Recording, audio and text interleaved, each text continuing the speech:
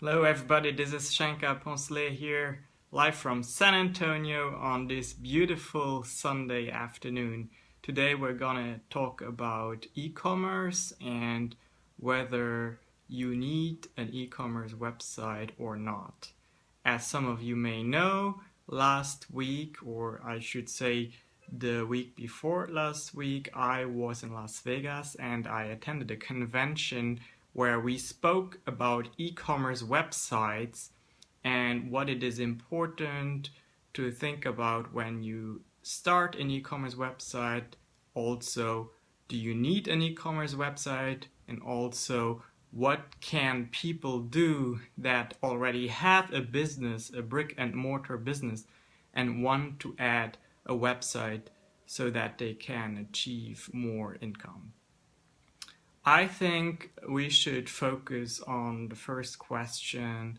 The situation is you have a business, maybe a small business, and you're thinking about whether you should have a website, an e-commerce website, to increase your business.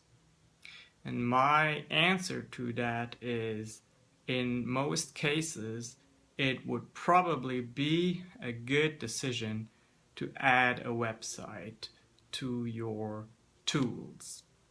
Let's talk a little bit about why that is the case. So number one, brand recognition. We live in a time where people just have an instinct to look up everything. They are somewhere, they take out their smartphones, and then they just say, hey, let's check out the businesses that are around here. They think about maybe buying a new bicycle, and then they go online, they do their research, bicycle here in this area, bicycle shops in my town, and then they see a list of shops. And more often than not, they may even make a decision and buy something online. So what happens is that even though you may be just one block away from the person, and you have a physical store there, the person, the buyer, will not buy from you, but will buy from someone else who has an online web presence. So you really miss out on that sale that you could close from someone living in your area, and you miss it to someone very often who has their headquarters in a different city, sometimes in a different country. So you don't want to do that. You want people to know that you are in town, that you are in business. That is really a very good argument for you to have your website. Brand recognition. People need to know that you are in business. Number two, a lot of business owners think that adding an e-commerce website is yet another investment that they have to make. And I can tell you nowadays that is not necessarily true anymore.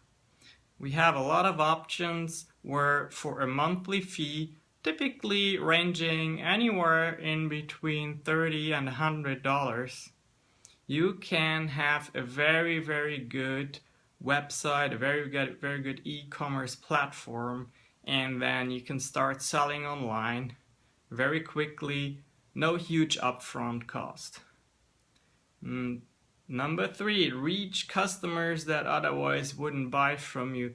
Yeah, I mean, not too long ago I helped a person in Luxembourg create an online web store, and what he sells is online remote control toys, drones, and aircraft, and that kind of thing. And he tells me, people come into my physical store because they learn about me online, they learn about me through my e-commerce website, and then they decide to just come to my location. So that is one way how brand recognition played. He also, within his first week, so he has his physical store in Luxembourg, and within his first week of opening the e-commerce website, I believe one of his first transactions was from Switzerland, and his store is in Luxembourg. So this is an example where someone bought from him that would have never found him if it wasn't for the store, for the online store. And then the last thing is, customers, and just look at yourself. People do their research before they buy. They go into the big box stores, they look at objects, they look at goods, they look at products, and then they take their smartphone and then they compare prices, and then they compare customer service. They very often look at reviews. And don't think that the price is always the factor that makes the decision. I know a lot of people that would actually prefer helping a local business, prefer supporting a local business. I'm like that. To be honest with you, I think it is very important that if one buys with someone locally, because that just strengthens the local economy. Now, in order to buy from someone who is in your local field, you need to know about it. Okay, so let's say you do decide to open your e-commerce store. What are a few things that are very important to keep in mind? Like with every piece of software that you create, the biggest mistake you can make is not look at your situation, not draft a list of requirements and then compare those requirements to a few solutions and then make an educated decision. The biggest mistake is to just look at a few things without really knowing what you need and then just decide for something and then recognize later that it's probably not what you needed, or that you end up needing features that are very hard to add on. So you should think about your business, know what it looks like today, and know where you want to see your business in 2 or 3 or 4 years, and then go with a platform that will cater towards those needs. And let's talk about a few things that I know are very important for any growing business that sometimes at the beginning seem not so important. Number one really being real-time inventory control. If you are serious about doing business, you need to know what your quantities are in stock. How many things can you sell online? How many things can you sell in your brick and mortar store? And when is the point reached when you need to order new items to fill up your stock? And of course, if you make if your website creates an online transaction and someone buys from you, pays from you, you automatically want your inventory level to adjust to that new reality. That is something where you don't want to have any manual work to be done, because it's just not scalable. As soon as you sell a lot, you will find that you do not have the time to keep track of all those things. So real-time inventory control is, in my opinion, a must. And it must work in a way where it works with your online e-commerce platform, with your online website. It must be linked to your POS system, POS standing for point of sale, if you have a physical location. And if you sell a good in your physical store, then you want your inventory levels that affect your online web store, you want those to be adjusted automatically. Trust me on that. Now, what else is possible in an e-commerce paradigm? You need to deal with returns.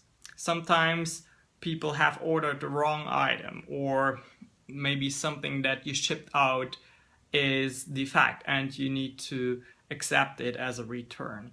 And your system needs to be able to handle all of those things. And again, you want to take out as much manual work as possible. Very important, multiple languages. Sometimes there are very powerful e-commerce platforms that only support 1 or 2 languages. And depending on where you conduct business or why you even decide to open up an online store, it very likely is to reach customers in an area which is in another country or even in another continent. So it's very important that you are able to present information in a language that those people understand. I also want you to think about product options and product combinations. So what is a product option? Well, if you sell a t-shirt, then that t-shirt may need to be available for women, for men, as a large, as a small, as a medium. And then you want to be able to track these inventories separately, because you may only have 5 t-shirts that are red, that have the design for women, and that have a certain logo. So that's also very important to have an engine that supports not only products, but products with their options and all the possible combinations. I think that about wraps it up for this. If you have, this is a very vast topic. If you have more questions about it, I'd be happy to chat with you and talk with you. I have a few options that I work with. If you have found this video helpful, you can subscribe to it. If you're on Facebook, there should be a little button in the upper right corner, I believe, that lets you subscribe to whenever I am broadcasting live. I would really like if you would subscribe to that. If you watch this as a recorded version on YouTube, please subscribe to my channel. If you have found this helpful, please like it, please leave me comments, share it with your friends, share it. And yeah, that's everything I have to say today. Thanks for checking in, and I will see you next time when I decide to go live. Bye.